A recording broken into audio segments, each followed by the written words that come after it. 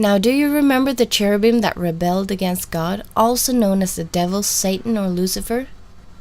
Notice how the ark has 2 cherubims and how God were to meet with Moses between these 2. The ark was built after the pattern of the originals in heaven. The opponents were once very close to God, meaning that everything that Moses was asked to build was things the opponent knew of very well. Many skeptics think the ark was a replica of thrones from Egypt and other nations at that time. They claim its similarity in appearance show that the Israelite ark weren't an original and that they were just copying the nations around them. But just as pharaohs claimed kingship with the serpent on their crowns, and so their serpent master knew of the heavenly things and could copy them. So there is no wonder that many of the earthly thrones were built in a similar fashion. Here is an example of a throne with 2 cherubim on each side, and here is another from Egypt, and here is a Hellenistic one. So let's make a list. The ark was made after the pattern of the heavenly things. The ark was where God would be on his throne. The foundation for God's kingship is his law, and his law states that his kingship is the entire planet and not just Israel. The task that was given to Israel was to represent him in a special way, but his kingship involved all the nations in the entire earth. Now God exercises his right as a judge of other nations than Israel when he destroys the wicked cities of Sodom and Gomorrah, when he judges the Canaanites, the Philistines, the Egyptians, and the Babylonians. If his only place of reign was the Israeli nation, he would not be allowed to judge and punish these other nations. He would be a criminal to flood the earth in the days of Noah. And Bible critics and those that hate the biblical God claim they do so because they believe he had no right to judge these nations. And this because they refuse God's claim as a king of the earth. Israel was once used by the Creator to punish ungodly and wicked nations. The fact that they did this proves that they at one time were especially chosen to carry out God's judgments on earth. And they could only do this because they carried the seal and law of God.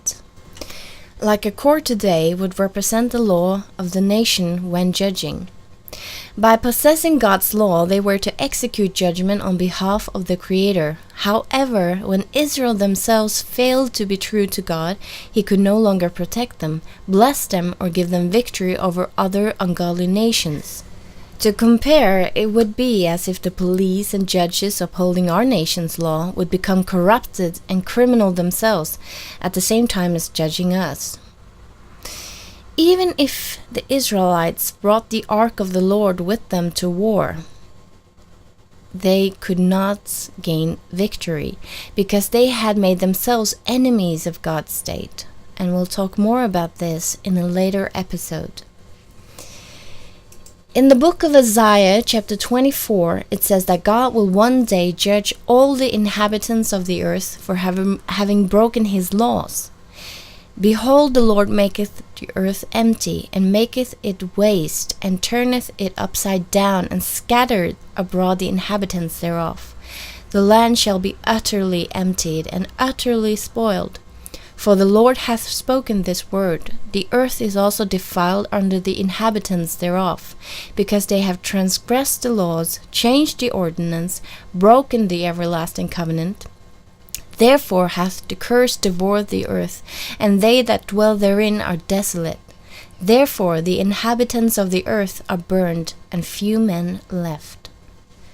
Some say God of the ark was unfair to destroy some of these old nations. However, calling it a crime is disputing God's kingship over the planet. God said, I have made the earth, the man and the beast that are upon the ground, by my great power and by my outstretched arm, and have given it unto whom it seemed meet unto me. So the ark then has strong similarities to the tree in Eden, representing God's authority on earth, while he himself has his home and main throne in heaven. Understanding what the Ark is should awaken everyone on this planet, no matter what background, to listen to the one who claims that we owe him obedience. And it should also make us understand that a discovery of this Ark would affect every human being, every nation, and not just Israel. If the claims made in the law in the Ark is correct, and its origin is from who it claims to be, then this item isn't Israel's most sacred artifact, it is the world's most sacred artifact, because the one whose law it is claims to have the right to judge you, no matter who you are. Now, Yeshua gave us a parable about a group of men that were set to guard a vineyard. And he says in Matthew 21, verse 33 to 41, "Hear another parable. There was a certain householder which planted a vineyard, and he hedged it round about, and dug a winepress in it, and built a tower, and let it out to husbandmen, and went into a far country. And when the time of the fruit drew near, he sent his servants to the husbandmen, that they might receive the fruits of it. And the husbandmen took his servants, and beat one, and killed another, and stoned another. Again he sent another servants more than the first, and they did unto them likewise. But last of all he sent unto them his son, saying, They will revere my son. But when the husbandmen saw the son, they said among themselves, This is the heir, come, let us kill him, and let us seize on his inheritance. And they caught him, and cast him out of the vineyard, and slew him. When the Lord therefore of the vineyard cometh, what will he do unto these husbandmen? They say unto him, He will miserably destroy those wicked men, and will let out his vineyard unto other husbandmen, which shall render him the fruits in their seasons. So this leads us to ask what the Ark of the Lord looked like. Understanding what it looked like is important to determine if a discovery is fake or not. And when we study this very subject, we will surprisingly get a hint of the destiny of the Lord of the Ark. So make sure to come back for episode 3.